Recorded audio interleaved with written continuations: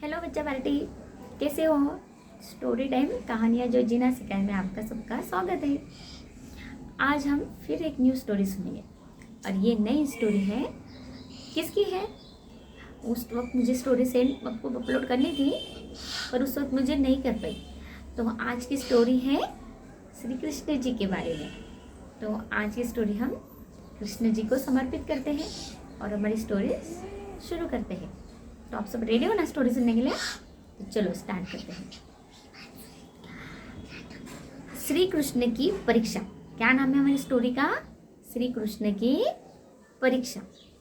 तो एक बार श्री कृष्ण जी के गुरु, श्री कृष्ण जी के गुरु कौन थे? आपने लास्ट टाइम पिछले साल श्री कृष्ण महाभारत स्टार्ट था, कृष्ण लीला स्टार्ट थी, ठीक है ना? दूरदर्शन पे, टेलीविजन पे प्रोग्राम कृष्ण जी के स्टार्ट ही थे।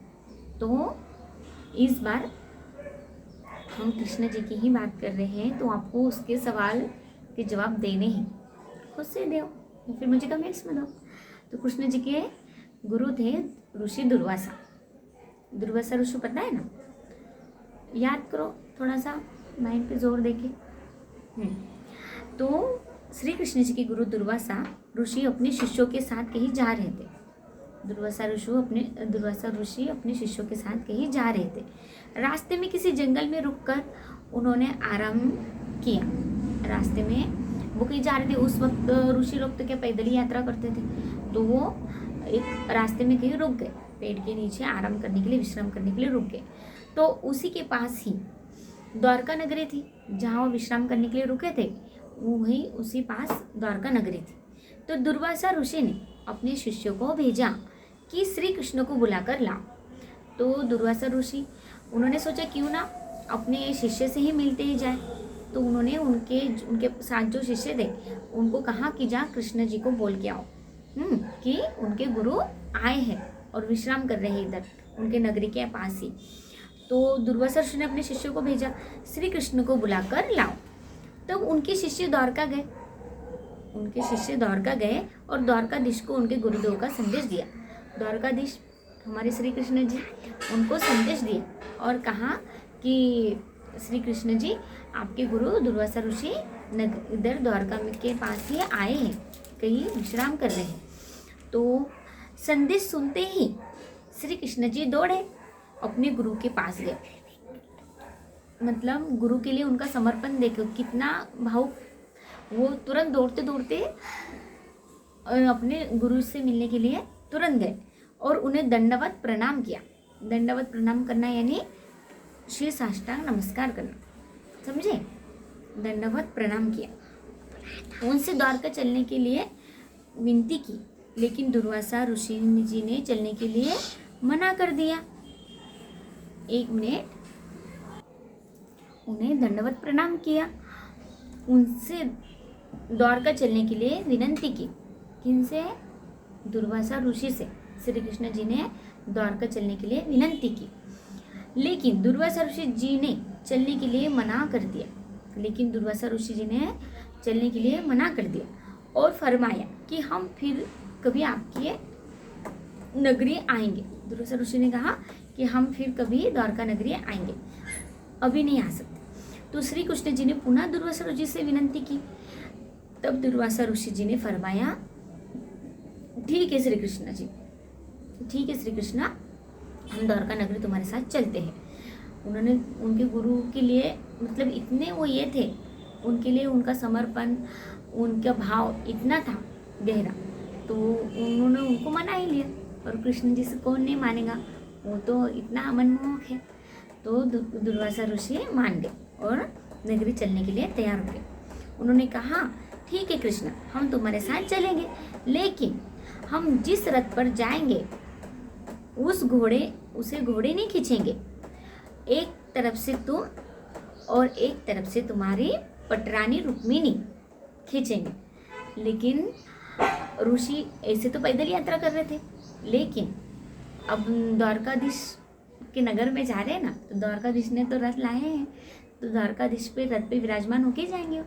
तो पर दुर्वासा ऋषि जी ने कहा, मैं तो साथ चलूँगा, पर वो रथ जो है, रथ को क्या होते हैं, घोड़े होते हैं ना, तो रथ के घोड़े एक तरफ से तुम्हारी धर्मपत्नी रुक्मिणी, कृष्ण जी की धर्मपत्नी, उनकी वाइफ रुक्मिणी, और वो स्वयं श्री कृष्ण, वो खींचेंगे। तो तुम दोनों ही पति पत्नी खींचोगे तो ही मैं द्वारका आऊँगा। श्री कृष्ण उसी समय दौड़ते हुए रुक्मिणी के पास गए। श्री कृष्ण उसी समय दौड़ते हुए रुक्मिणी के पास गए और उन्हें बताएं कि मुझे तुम्हारी सेवा की ज़रूरत है। श्री कृष्ण जी तो अकेले दौड़े दौड़े आए थे अपने ऋषि से मिलने, अपने गुरु से मिलने के लिए, दुर्वासा ऋषि से। फिर वो दोबारा द्वारका नगरी गए और रुक्मिणी जी को बताया कि मुझे तुम्हारी मदद की ज़रूरत है। तब रुक्मिणी को उन्होंने सारी बात बताई। तब वो दोनों अपने गुरुदेव के पास आए और उन्हें रथ पर बैठने के लिए विनंती की। उनकी पत्नी भी मान गई। फिर वो दोनों ऋषि को रथ पे बैठने के लिए उन्होंने कहा और फिर रथ खींचने लगे। लेकिन श्री कृष्ण जी ने परवाह ना की, क्योंकि वे जानते थे कि गुरुदेव उनकी परीक्षा ले रहे। जब गुरुदेव बैठ गए रथ के ऊपर, तो श्री कृष्ण जी तो अंतर्यामी, उन्हें तो सब पता है कि गुरुजी मेरी परीक्षा ले रहे। तो उन्होंने कोई चीज़ की चिंता नहीं की और वो रथ खींचने लग गए। तो रुक्मिणी और श्री कृष्ण जी ने रथ को खींचना आरंभ किया और उस रथ को खींचते खींचते द्वारका ले पहुँचे। अभी रुक्मिणी जी और श्री कृष्ण जी रथ को खींचना चालू किया और द्वारका आ गए। जब गुरुदेव द्वारका पहुँचे तो श्री कृष्ण जी ने उन्हें राज सिंहासन पर बिठाया। किसने बिठाया? जब गुरुदेव द्वारका पहुँचे तो श्री कृष्ण जी ने किसे बिठाया? दुर्वासा ऋषि जी को उनके सिंहासन पे बिठाए। वो तो राजा थे, है ना, द्वारकाधीश। तो उनको सिंहासन पे अपने बिठाया, उनका आदर सत्कार किया। आदर सत्कार, उनको चाय पानी, उस वक्त फल फ्रूट, वो तो चाय नहीं पीते थे, फ्रूट दूध उनको ऑफर की, उनके चरण धोए और उन्हें प्रणाम किया, उनका स्वागत किया। फिर श्री कृष्ण जी ने 56 तरह के व्यंजन बनवाए अपने गुरुदेव के लिए। अभी कोई आता है तो पेट से अपन उन्हें पानी वगैरह देते हैं ना, हेलो वगैरह हाय करके पानी देते हैं। तो इसे उनका पहले स्वागत किया, उन्हें अपने सिंहासन पे बिठवाया और 56 प्रकार के भोग बनाए। कितने प्रकार के? 56 वेराइटी के भोजन बनाए उन्होंने। इतना सारा 56 वेराइटी के मील बनाया। तो श्री कृष्ण जी ने पुनः अपने गुरुदेव से पूछा कि गुरुदेव आप क्या लेंगे? श्री कृष्ण जी ने पुनः अपने दोबारा, मतलब बार बार उनसे पूछ के उनके हिसाब से ही वो सब चीज़ें कर रहे थे ना, जैसा गुरु जी चाहे वैसा। तो उन्होंने अपने गुरु जी से पूछा कि गुरु जी आप क्या लेंगे? तब दुर्वासा ऋषि जी ने खीर बनवाने के लिए कहा। तब दुर्वासा ऋषि ने कहा कि मुझे खीर बनवा, मेरे लिए खीर बनवा। गुरु जी 56 प्रकार के तो भोग बने ही थे, पर फिर भी गुरु जी ने खीर बनवाने के लिए कहा। फिर क्या हुआ? श्री कृष्ण जी ने आज्ञा मानकर खीर बनवाई। श्री कृष्ण जी ने उनकी जो भी आज्ञा थी, उनकी ऑर्डर थी, उनके हिसाब से खीर बनवाई। खीर बनकर आई। वो खीर से भरा पतीला दुर्वासा ऋषि जी के पास पहुंचा। वैसा के वैसा पतीला दुर्वासा ऋषि जी के पास पहुंचा। उन्होंने खीर का भोग लगाया। थोड़ी सी खीर का भोग लगाकर उन्होंने श्री कृष्ण जी को खाने के लिए कहा। मतलब पहले जो भी भोजन हम थाली में लेते हैं तो पहले परमात्मा को वो समर्पित करना चाहिए, उसके बाद हम फिर खाना चाहिए। तो उन्होंने परमात्मा को भोग लगाया और फिर बाकी की खीर उन्होंने कृष्ण जी को क्या कहा? तब उन श्री कृष्ण को बाकी खीर अपने शरीर पर लगाने की आज्ञा दी। बाकी की खीर कृष्ण जी को कहा कि अब अपने शरीर पर लगवाओ। श्री कृष्ण जी ने आज्ञा पाकर खीर को अपने शरीर पर लगाना शुरू कर दिया। उनकी बात सुनते ही क्यों, क्या, कैसे, ये सवाल उन्होंने नहीं किया। जो गुरुजी बोले वो सब ठीक। उस वक्त गुरु भी ऐसे थे, अपने शिष्य का भला हो ऐसा ही कार्य, वो खुद भी ऐसी ही आज्ञा देते थे, है ना। तो उन्होंने अपने गुरु को बात मानकर क्यों, कहा नहीं पूछा और वो खीर अपने पूरे शरीर पर लगवाई। उन्होंने पूरे शरीर पर खीर लगा ली, लेकिन जब पैर पर लगाने की बारी आई, अभी चेहरे से, माथे से, पूरे सब तरफ उन्होंने खीर लगवा ली। जब पैरों पे खीर लगाने की बारी आई तो श्री कृष्ण जी ने अपने गुरुदेव को अपने पैरों पर खीर लगाने के लिए मना कर दिया। तब श्री कृष्ण जी ने अपने गुरु को कहा कि मैं पैरों पे खीर नहीं लगाऊंगा। श्री कृष्ण जी ने कहा, हे गुरुदेव, ये खीर आपका भोग प्रसाद है। हे गुरुदेव, ये खीर आपका भोग प्रसाद है। मैं इस भोग को अपने पैरों पर नहीं लगाऊंगा। मैं इस भोग को अपने पैरों पर नहीं लगाऊंगा।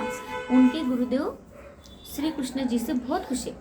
उनके यानी श्री कृष्ण जी के गुरुदेव थे ना वो, तो वो कृष्ण जी की इस बात से इतने खुश हुए कि देखो कृष्ण ने पूरे शरीर पे खीर लगवाई, मेरा जैसा मैंने कहा वैसे किया, लेकिन पैरों पे खीर नहीं लगाई। क्यों नहीं लगाई? क्योंकि वो मेरे गुरुदेव का प्रसाद है, और प्रसाद को हम पैरों पे लगा, पैरों के नीचे भी आने देते हैं क्या? तो पैरों पे लगाना था, तो उन्होंने नहीं लगाया। इतना मान रखा हूँ गुरु जी के प्रसाद। तो उन्होंने फरमाया, हे कृष्ण, मैं तुमसे बहुत खुश हूँ।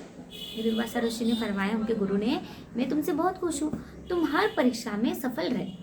मैंने जो भी परीक्षा ली, कौन सी परीक्षा ली थी गुरु जी ने, उनको रथ खुद स्वयं वो खींचकर उनके द्वारका नगरी लेकर आए थे, श्री कृष्ण और उनकी पत्नी। उन्होंने अपनी पत्नी को भी मनवाया है ना, और उनके साथ, उनके धर्म पत्नी के साथ द्वारका नगरी रथ खींचते हुए लाए।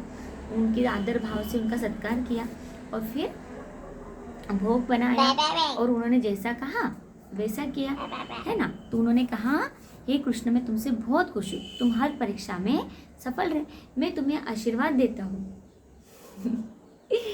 मेरी प्यारी गुड़िया, मैं तुम्हें आशीर्वाद देता हूँ कि पूरे शरीर में तुमने जहाँ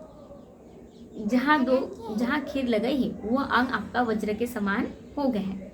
जहाँ तुमने खीर लगाई वो शरीर आपका वज्र के समान स्ट्रांग हो गया है।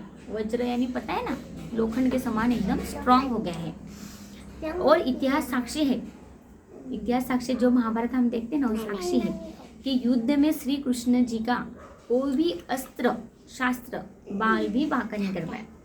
अस्त्र और शस्त्र, अस्त्र यानी जो वो जादू से भेजते थे ना, शू विमान चढ़ के जाता था, फिर वो इतना सारा लाइटिंग हो जाता है, फिर वो आग निकलती है, बारिश हो जाती है, ये इसको बोलते हैं अस्त्र। और शस्त्र यानी फिर वो बाण चढ़ाते, फिर से जाके लग जाता है ना। वो फिर गदे से, तलवार से, उससे सब लड़ाई देखा ना महाभारत में, हाँ, उसी शस्त्र। तो वो उससे तुम्हारा कोई तरफ उनको नुकसान नहीं हुआ ना, देखा ना, इतना युद्ध चला। तो बाकी वो ये अस्त्र शस्त्र बाल भी बांका नहीं कर पाया। देखा, महाभारत एक इतना बड़ा एग्जाम्पल है। तो मोरल ऑफ द स्टोरी क्या है? जो अपने गुरुदेव की आज्ञा में तत्पर रहता है, जो अपने गुरुदेव की आज्ञा में, मतलब अपने गुरु की जो ऑर्डर फॉलो करता है, उनकी बातों का मान रखता है ना, वो जो बोलते हैं वो करता है, उन भक्तों को ही गुरुदेव का सच्चा प्यार और आशीर्वाद नसीब होता है। उन बच्चों को ही गुरुदेव का सच्चा प्यार और आशीर्वाद मिलता है। तो बच्चों, कैसी लगी आपको स्टोरी? थी ना इंटरेस्टिंग श्री कृष्ण जी की? मुझे ये कहानी जन्माष्टमी में ही आपको अपलोड करनी थी, पर उस वक्त में नहीं कर पाई। ये मेरी प्यारी सी गुड़िया है ना, वो भी बहुत सयानी और बांडी है, वो मुझे बहुत सताती है, उससे टाइम निकाल के मुझे स्टोरी बनाना पड़ती है। तो ठीक है, आप बच्चों को स्टोरी सुनना और अपने दोस्तों को भी सुनाना। और आपने मम्मी रुक,